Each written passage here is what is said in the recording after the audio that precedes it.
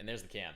Hello, everybody, and welcome back to another episode of Darf Talks. Pardon if there's any slight delays here on some of the tech side of things. I'm going to be producing this week. Griff is occupied in Harrisburg, Pennsylvania, setting up a different kind of show. But this week, I have a very special guest for you all. It is the Llama Lord himself. It is Strings, Blake Stringer, coming to join us. How you doing today, man? Doing okay. Been better, but not bad.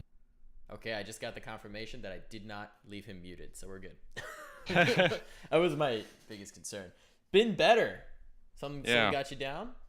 Well, we just had that tough loss on ESEA yesterday, but That is true. We're gonna get into that. that was rough. Little 16-6 action. That was on Gorilla Gang too, right? Yeah. We'll get to that. We'll get to that. We'll unpack that in a little bit, a little later in. But you've come to join us. I always like to start off by asking a question. I think for you it's going to be pretty obvious, but what's the origin of the nickname? Last name as Stringer, Strings. It was B Strings, but I didn't want the B. It's just someone had strings before. So as soon as it opened up, So you just swooped on the strings. In Okay. the chat, people would always say bot strings. I had to get. There you go. You were just setting yourself up for it. You could have changed it to boss strings, though. Boss True. strings would work. Beast strings, something like that. Beast strings. I like it. You could go the Balti route and be baby strings. Probably not. True. True. I don't know. It's close to bop, but maybe. Probably not the direction you want to take that.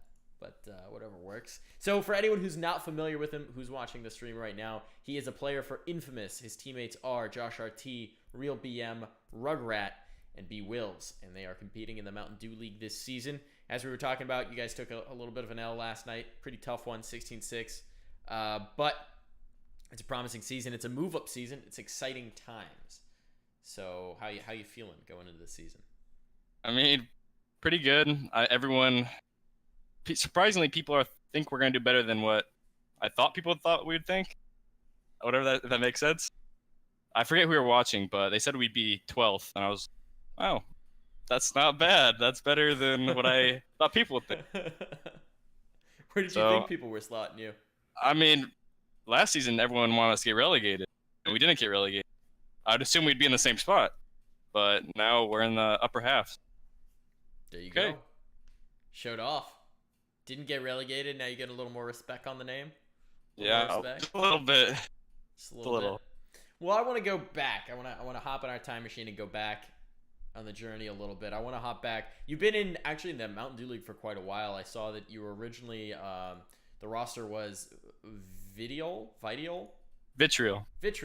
makes a lot more sense. Everything I was saying. Season 24. So 5 seasons ago. That was with Pure, right? Yep. Way back in the day. He's just got unbanned, so over a year ago. He's back. He's playing with Wit now, with whatever it takes. So welcome back, Pure. So that was your first MDL exposure. What was that like? I mean, if you looked into that season, it was rough. The team went 1-15. Right before the season started, 2 days before our first game, they replaced me. Ooh. So then they played their first 4 games. They got dumpstered, and they're like, all right, come back. And we won our game. We won the first game I was back. And then we lost out again. I'm like, well. So I left in the middle of that season. James Morrell, the Axe, those guys playoffs with me. Yeah. And I didn't go either. Ooh. So it's like the honeymoon moment of winning 1 game. I think we might be losing here. Wait, you're back. If anyone wants to blame the tech issues, blame his roommate. His roommate's streaming right now. It's all his fault. Yeah, I'm gonna poke him. They're having slight stutters right now. All his fault. So whatever what's your roommate's stream? I'll just message him. All right, you'll get him. I don't even know. Brigade him. All right. Yeah. No brigade going on. Don't want to get us banned. Okay, so you played with Vitriol. You went back down into a team that's currently called Incognito. Don't know what it was called at the time. But then you came back with Gorilla Gang, and you played through Maine. This is Gorilla Gang that would become Bushido Boys. Right? Yeah. So first it was Bushido Boys. So that was me, Kwong, Jonah P, Sherlock, Farsk, and then we played. Yeah, we played Maine 2 seasons. We made MDL, and then we made changes after that. Then our first season of MDL, we didn't do so hot. I don't remember what we went. 6-10, maybe worse. And then Josh RT was in there for a little bit. I know who else. A lot of different names that were in MDL that jumped up and down. Mm-hmm.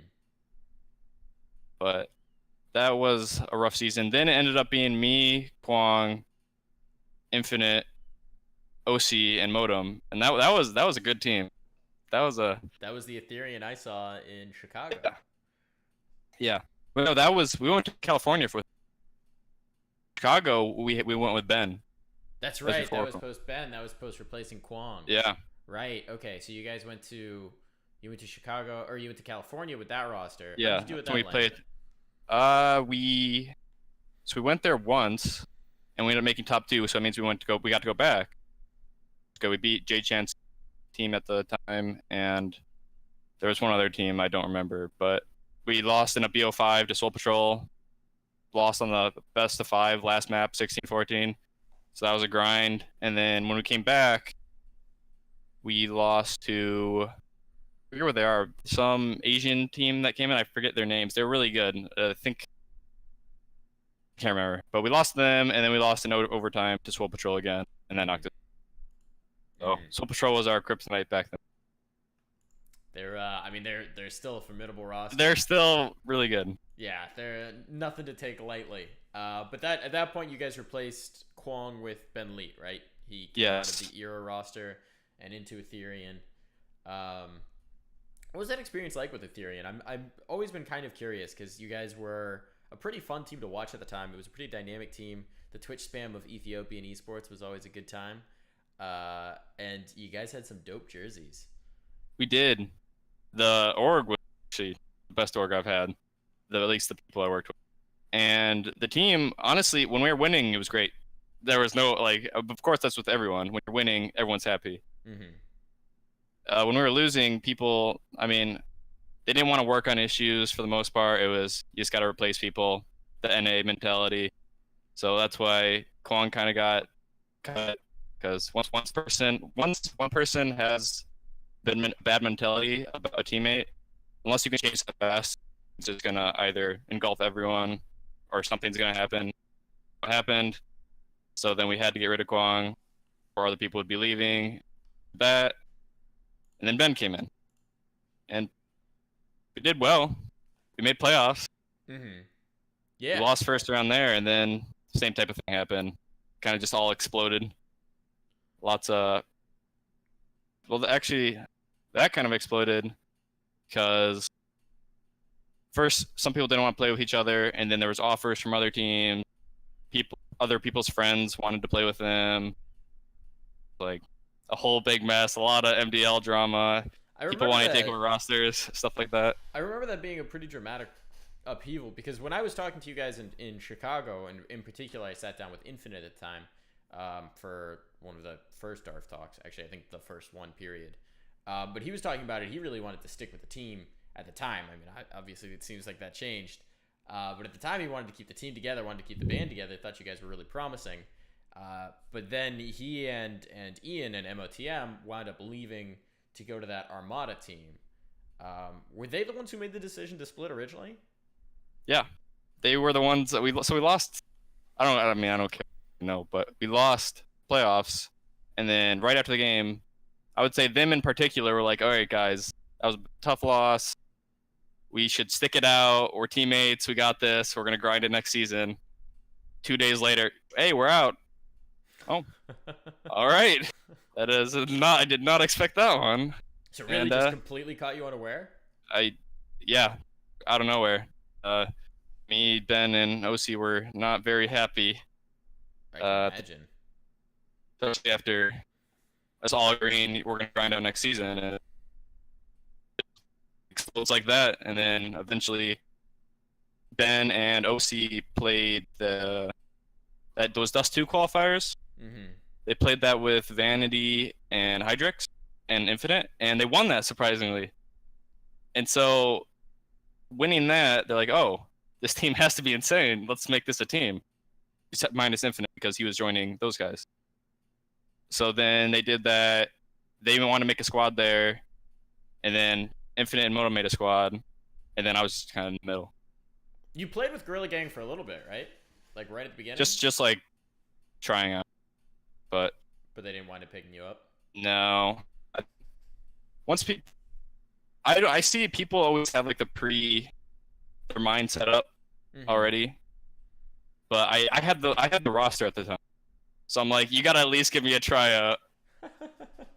So roster control to. I mean, so they gave me a tryout, and I'm like, all right, you guys want me or not? And they're like, no, we're gonna go with someone else. I'm like, all right, that's fine. So I just gave them the. Okay, not holding it hostage. You found your way out of that team and into Prospects, which is kind of the team that you're on now. Yes. Well, it very much different besides Josh. When I joined, I actually had no idea who any of the players were besides. I never heard of them, and when I joined, it was very rough. Most of the players, they said this was their last season and didn't want to play anymore. And I'm like, why are you still playing it now? Like, we're playing for fun. Didn't really practice that much. Just get relegated, and that was ended up picking up new players in the middle of the season, and it all worked out. Okay, just to recap, we got a little bit of Robo voice in there. So you guys came Okay. in. It was a bunch of players who weren't really that interested in playing, who were on their way out of the CS scene. You sort of had to pick up players as you were going on, and you managed to cling on and stay in for the season, right? Yeah, exactly. Okay. Glad I pieced that together. Yeah, I mean, occasional Robo voice, but it's all right. I don't know why. He said he's not streaming anymore, so. But part of the reason, I mean, we're happy with who we picked up, but we had to pick up people that were willing to not play until like the end of the season for relegation. Like Rugrat, he didn't play till like the last couple games of the season because Josh RT had promised that the players that were playing that they finish out their last season. And so, but they didn't want to play relegation, so we had to pick up players that would like play with us for the relegation tournament, which was Rugrat. Came in nice, and I think we picked up Real BM at the time, both of them together, because there was a roster lock as well, so we had to pick up people, and there was nothing else after that. But we're all very happy with how everything's turned out. Practices, nonstop, great mentality. I guess on this whole journey from, I mean, you were in a playoff roster, right? You were in Ethereum, you were in a playoff roster. You'd made the finals of a $10,000 LAN. You'd gotten a payout there. You'd made a good run at another LAN in California. You'd made finals of the Mountain Dew League. Obviously, it didn't go so well that season. But you were in a very promising group, right? You had that chemistry. And then you kind of got left out in the cold when that roster split apart. Do you kind of feel like you've been, I don't know, almost building it back up, like trying to reclaim what you lost just through situation? I mean, for me, I've never just been tried out for a good team and picked up. For some reason, from what I've heard, lots of those higher end players teams don't think I'm very good. So from experience, I've always had to grind with teams. I've never just joined a team that was good. We've either grinded together and become good, or just something like that. So I'm just used to building up teams or trying to grind with them. Hopefully I won't get left out of any of these recent or upcoming. Hopefully this team grinds and we're good. How do you as a player, as a person, as a player, how do you take that? I guess it's a slight, that these people who underestimate you, who don't expect that much from you. I mean, you've had repeated success building up teams and climbing the ranks. Do you feel like either you've proved yourself or you're continuing to prove yourself? How do you, I guess, incorporate that into your mentality? I mean, I just go out there. I just play every day. I do my best, and I feel like the results are there for the most part. If we only look at stats, they're definitely there.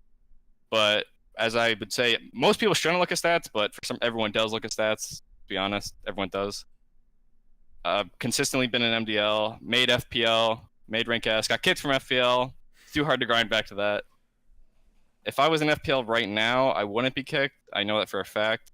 But back when I was in there, it was a different environment. MDL players were not looked at as like well as they are now, because they added a bunch of MDL players, trying to make it a better up and coming environment. But back then it wasn't the best. Still a lot of toxic pro players, I guess, don't play as much now. So into prospects, into the team that you have right now, right? It's you, it's Josh RT, it's Real BM, it's Rugrat, it's B Wills. Josh RT is really the only player that you have a long history of experience with, or a history of experience with. How have you guys sort of built this roster? I mean, you were adding players, you were switching players out. Has there been sort of a design, or has it been a question of who's available and which direction you wanted to take it? Well, at first it was that we tried to have as much order as we could at first, but the rush to the roster lock plus like not enough like people try out at the time. Roles are a little weird. Like B Wills, Real BM, Rugrat, and me have all entered past season or two, so we kind of all had to form into our own. We all had to fill in the roles. Like some maps, Real BM and Rugrat. Some maps, me and B Wills will be. It's just everyone tries to get in on some of the action. One's like feeling, because all of us have aim. Some of us have less experience, but for the most part, it's been coming along. People have been at an exponential rate, and it's just been good on that part. I think there's still a lot of lack of experience when it comes like against Guerrilla Gang. Mm-hmm. They play a lot very different CS playing. So when we play scrims, people play normal CS. We play Guerrilla Gang, that's just respect CS. Scrim enough, disrespect CS, and it kind of just 6, which is a really good learning experience for us, as there are a couple more MDL teams that play the exact. Yeah, that sort of hyper aggressive, take every fight, just hold W, slam into you, and rely on aim style. What roles are you guys occupying? Who's IGLing for the team? Josh is IGLing. I'm lurking. Real BM and Rugrat and B Wills all switch between like entering, second in. Depending on support, we don't really have a specific support. It all depends on the strat slash. It's literally just a strat in the map. Depends on who.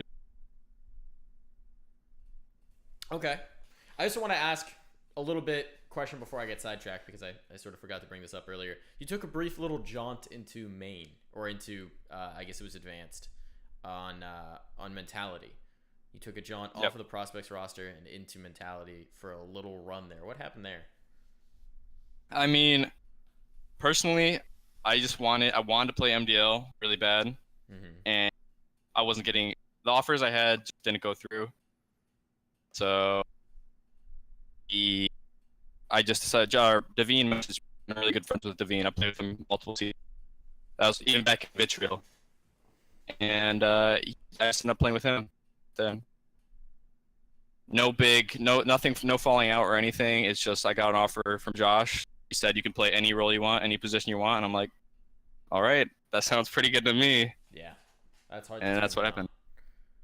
It's certainly hard to turn down. If you had to, so you were talking about Guerrilla Gang style, to backpedal again, backpedal, forward pedal. You're talking about Guerrilla Gang style as sort of that disrespect style, that disrespect, very quick, fast, aim dually style. How would you characterize your own team style at this point?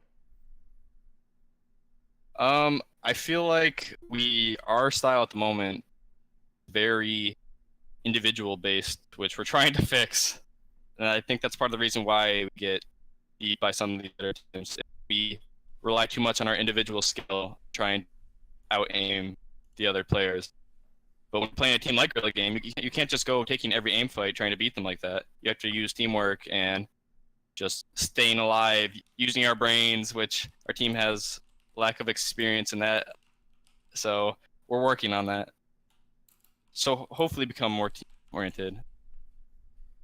Okay. Or trying to. Do you think it's a matter of time? Do you think it's something that, I mean, obviously you're intentionally trying to fix it and you're scrimming together and you're working that out. But do you think to some level it's just chemistry of you need to get used to playing with these players? Yeah, definitely chemistry. And Let's both go. For I don't think I mean B Wills and Rogat played with each other for a couple weeks. The rest of us, I played with Josh T like 6 months ago. None of us have really played together, especially since we're changing up roles. Or everyone's kind of has to fill into their new roles. Makes it even harder for chemistry there. But it's gotten a lot. Surprisingly, it may not look like it, but it's gotten a lot better than when we first started. Okay. Well, you've got. I mean, it's Mountain Dew League, right? It's a tough bracket. It's a tough gauntlet of teams, and it's going to be even tougher this season with the paring down and making it more and more competitive.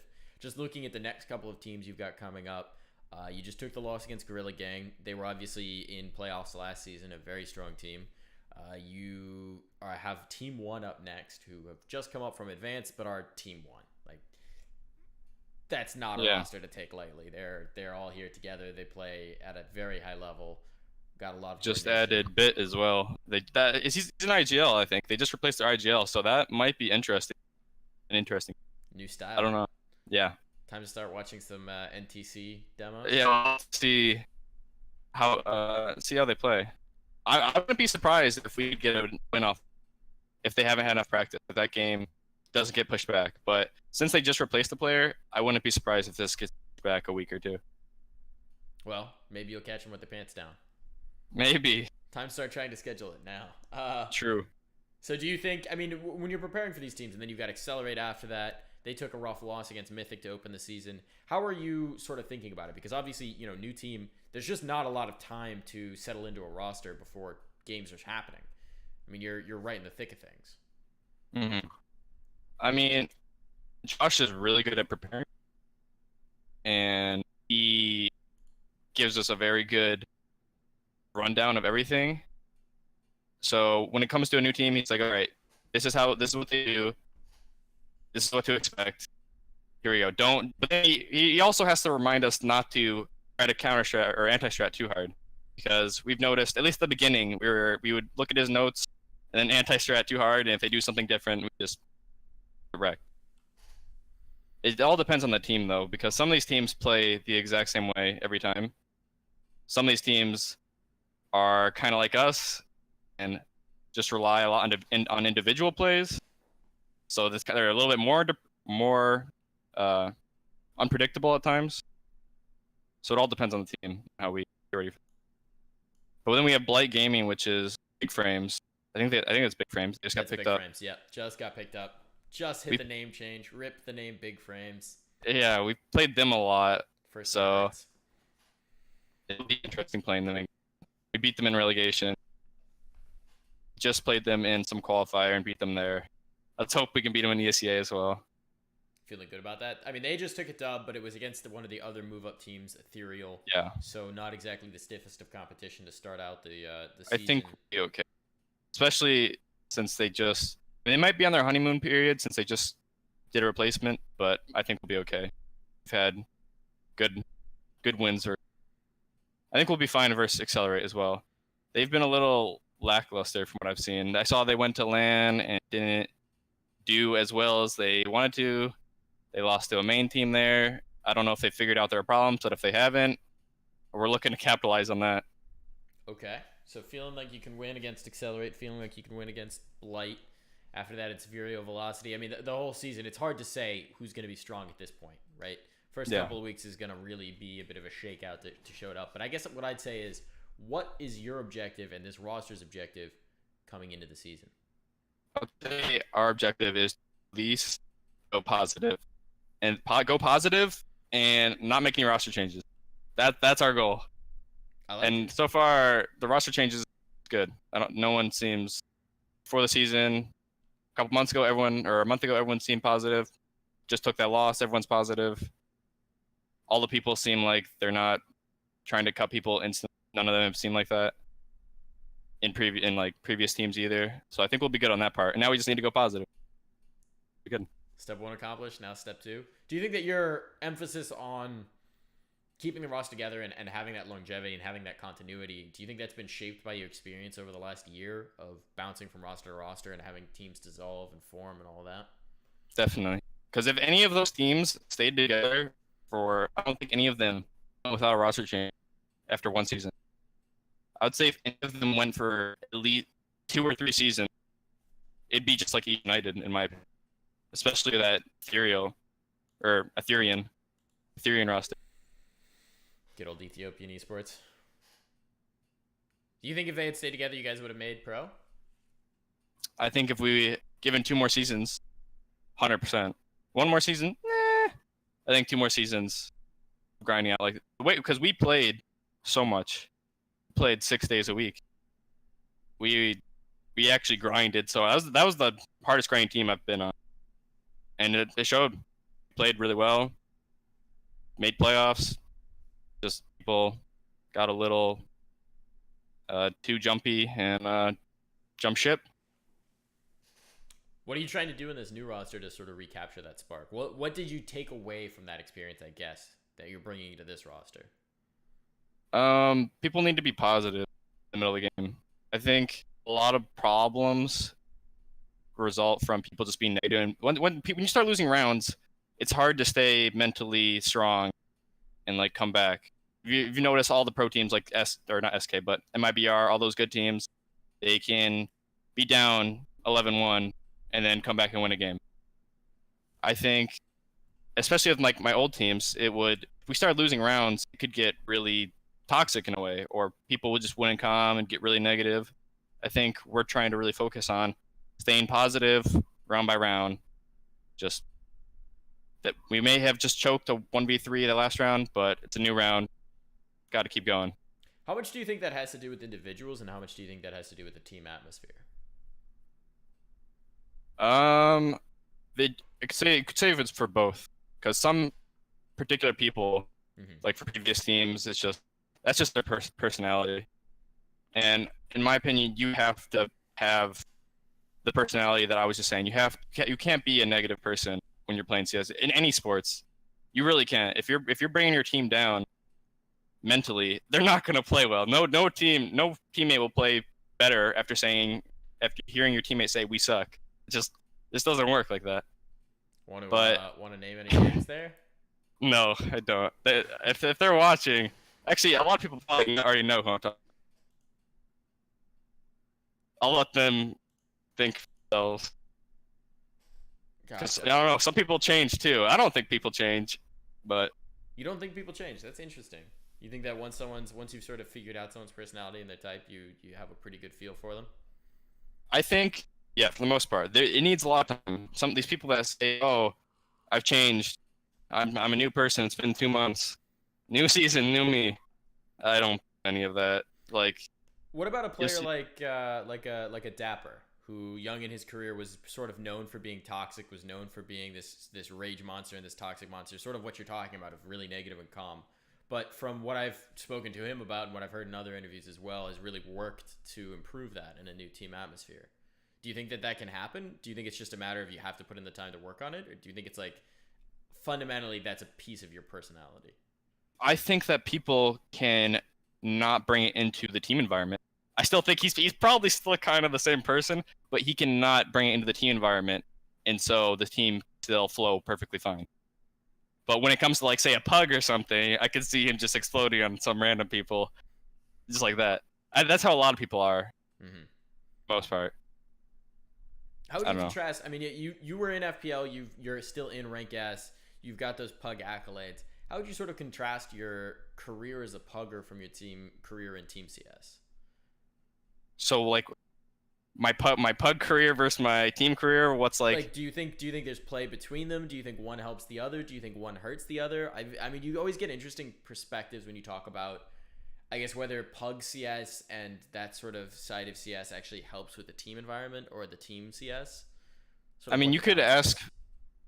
So when I was entering, I think pugging really helps if you're an entry fragger. When I was entering, it definitely helped me, but we'd say in a scrim, you have to go with the flashes. You run with the flashes or something. And I would be in the middle of sight before, like, full blind with a bunch of flashes around, and I'd be right behind a guy, and then I would kill him in a scrim, and he's like, "Oh my god, this guy's a scrimmer." And if personally, I don't think being a pugger really helps when you're on. Like, say I'm playing E United. My team's scrimming E United. We do something kind of quote unquote dumb, puggy, something like that. they're probably gonna blacklist. If we do anything dumb or scrimmy against these good teams, we just get egoed, and then we no longer get scrims. So, being a pugger doesn't really help in the team environment, but being a pugger helps in FPL and Rank S. Like, I don't, like, for example, Sam, Tens, Obo, all the young talents, they haven't really been on too many, like, MDL teams I know of. I don't think so. I know Obo definitely, he's underage, but it's just, if you talk to a lot of players, they lack the experience, the knowledge, but they just have straight insane aim. Whereas I think Desi got kicked from FPL. He doesn't have sick aim, but he has a lot of experience. I don't really know him that well, so I don't know how smart he is, but I know he has a lot of experience, and he got kicked. I just know that PL and Rank S just depends on your aim at the moment. It doesn't really matter how smart you are. Okay. Kind of sad. Not like that constructive towards transitioning into Team CS, into what I would call actual CS. I mean, I would say that kind of shows is I don't know why Sam and Tens have, because I don't think Tens is on a team anymore. But I don't know why Sam wouldn't be on a team. I think Tens is still on Test Takers. Is he still on Test Takers? I believe so. But I don't know why, like, Sam literally was going to get a tryout for Complexity. I don't know why has he not been picked up? I don't know, people, and maybe they look at, another reason people look at FPL and they think, oh, Sam must be dumb because he's just running through a smoke killing 5 people. People shouldn't look at pugs or look at FPL or Rank S and be like, oh, this is how they're going to play in League. I don't know. Like, I'll play a pug and people are like, wow, you wouldn't do that in League. I'm like, yeah, I know I wouldn't do that in League. This is a pug. Just like a completely divorced mentality, like completely different idea for you. It doesn't really 100%. 100%. Okay. I guess if you had, in your ideal world, in Blake Stringer's ideal world, if you could form a team and play CS exactly the way you want to play, how would you want to go about it? Like, what would your ideal style be? What would your role be in that team? What would the team be set up to do? I definitely go back to entry. Try to pick like specific people I'd want to play with, or something like that. Pick specific people. I don't need you to. I mean, if you want to pick specific people, go ahead. But I just want to like have like a type, the type of team that you would play with. I mean, I would definitely take Therian over again, just like minus the attitude. Everyone chilled out. That was definitely really fun, and I enjoyed that. I would definitely take that over if we could just like everyone have a relaxed personality and not just get a redo this time. Yeah. Maybe with like a mental coach. Yeah, honestly, psychologist. 100%. Okay.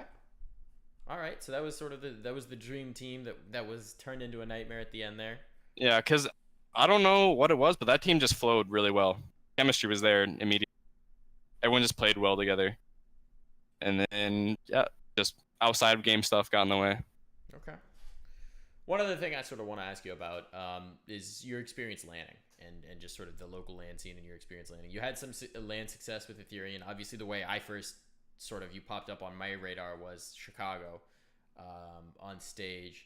And the most recently saw you at Philadelphia, although you weren't competing. You just sort of popped up to say hi. Yeah. What's your experience with landing like, and what brings you to these local lands? I mean, lands are just especially the local lands. I just like seeing all people that play CS, people I talk to online and talking to, and of course you can find, if you go with a good squad, you can get some money. Might as well do that. But I think going to LANs is part of just getting experience.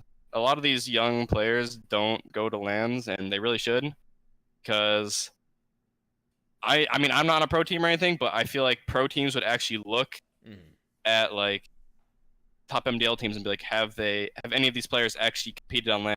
Are they just online, or all this? Do they have the same stats on?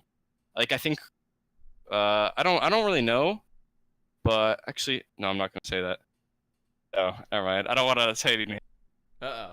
But there's some players that like got to try out on pro teams, didn't work out because I mean I guess maybe they were onliners and just didn't have enough experience on LAN or just couldn't compete with the top talent.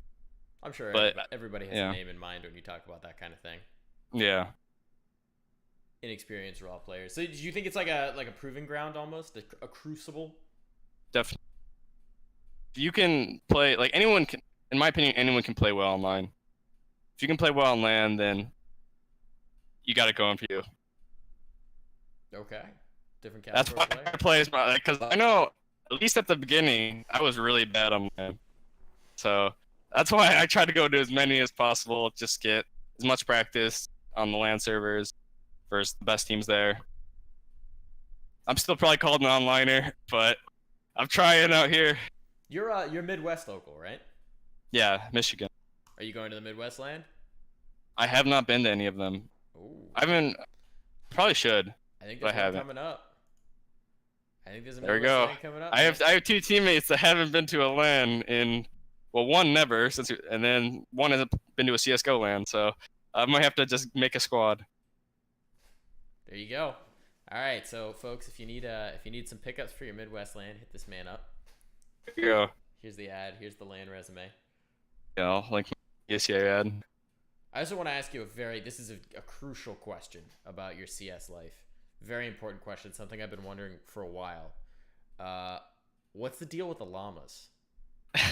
You saw my tweets. All my tweets mentioned the llama thing. I'm vaguely fascinated. What's the deal with the llamas? Well, this is my new apartment, which I moved in 3 weeks ago. But before that, congratulations. 18 years I was living on a llama farm. That was it. We have 30 llamas, 10 horses. That's why I had such awful net. The llamas are always chewing on the internet cords. I had like 2.5 down, 0.5 up, 50 ping to Chicago. It was, and that's why I always like made jokes about the llamas, is they were the reason why I had bad internet. Gotta watch out for those llamas. What's that like, living on a llama farm? Did that inform your CS experience? Did the llamas teach Well, I mean, you? they really did. Honestly, they were the ones that really got me. I was too afraid to go outside. Saw all the llamas. I just had to stay inside the game all day. Really good for talking to people. That's all people want to talk about. Is the llamas? Did they ever spit on you? I'm like, no. They're just kind of just like big dogs. Big dogs. That sounds kind of appealing. Just a little bit. A little bit. So are you always gonna keep llamas? Are the llamas gonna call to you, or are you like, I got out. I'm done with the llamas. I'll get some more llamas after I win my first major. Sounds like a plan. There you go. There you go. Get this man to the major. He needs some llamas. Mhm. Okay. Once I have stickers, the sticker money pays for the llamas. Sticker money does pay for the llamas. Just ask Complexity. I hear they're all going in on the llamas now. I saw MC in the chat earlier. Is it true that sticker money is great for llama farming? Honestly, I'm about to go ask. Gotta get that llama Skrilla. Okay, so that's the story on the llamas. I was always kind of curious. I saw the photos. I was very curious. Living on a llama farm. What is it? I mean, okay, this is just still my curiosity. Specifically a llama farm. That's for the wool, right? Presumably. Yeah, I mean, at first it was for the wool, and we'd show them in like competitions, like shows. Whoever has like the better llama, their wool, are they like trained? Can they like jump over a box, type things? But now they're just pets. We used to do that, but now they just kind of all chill out there. So did you grow up training llamas? Yeah. Do you think being able to train a llama has contributed to being able to train your CS teammates? No. I think that playing sports, definitely, like I played basketball and soccer since I was like 4. Okay. If you play a sport, you will automatically be better at CSGO. A team sport. If you play a team sport, you will 100% be better. Just the because team dynamics? Well, specifically, I kind of noticed this, but with all the players that I've had like issues with personality-wise, because they were uncoachable in a way. They could not take criticism. But when you play on a team, any kind of sports team, you have to listen to the coach. don't listen to the coach, you get benched. Coach says you need to work on this, you work on it. That's how you continue to play. With CSGO, it's completely different. You're your own person. You if you want to put in the time to watching demos, you put in your own time. You want to DM, you DM. You don't have people telling you that. But when you join a team environment, like I would say Kwong says to do something, if people don't respect Kwong, they're not gonna do it, and it just leads to problems. So if you play on a team, you're better at CS:GO, or playing a sport, you're better at CS:GO. quick aside, what's easier to train, an unruly CS player or an unruly llama? Harder to train, Yeah, CS player. llamas are easier to train than CS players. Yes. Here first, folks. If you're looking to find a career, go for the llama training, not the coaching. Okay, but yeah, absolutely. That just ability to accept criticism and incorporate aspects of that into your game, crucial. And do you think that's something that you learn from sports? Do you think 100%. And is that something that sort of mentality, what you've seen from your coaches previously, what you've seen from the leaders in the locker room, is that something you try and bring with you into the server? I mean, at first, like when I was first getting in, like I've always played with players that were much more experienced. They played 1.6. They always knew way more about the game. Mm-hmm. I think this is one of the very first teams where I'm actually the more experienced player on the team. So it's actually finally coming around where I get to do that role of being the coach, kind of telling players, oh, you should try this instead of this. And luckily, everyone on the team respects each other and listens to each other, and it's probably one of the best team environments I've been in. That's I don't think we've had any fights anyway, and if we do fight, it's like, oh, all right, next round. All right, good. How has stepping into that, I guess, that more veteran role, which it sounds crazy to say veteran, you're 19, right? HLTV says 19. Yep. All right, there we go. So, but it's CS. Everyone's crazy young. Has stepping into that more experienced role, that more veteran role. I mean, you've been playing what, 5 seasons of MDL, 6 seasons of MDL. I think this is your 6th. Yeah, it's something. I mean, I don't know if you've looked, but B Wills, he like has not played this game much, and he's already like so insane.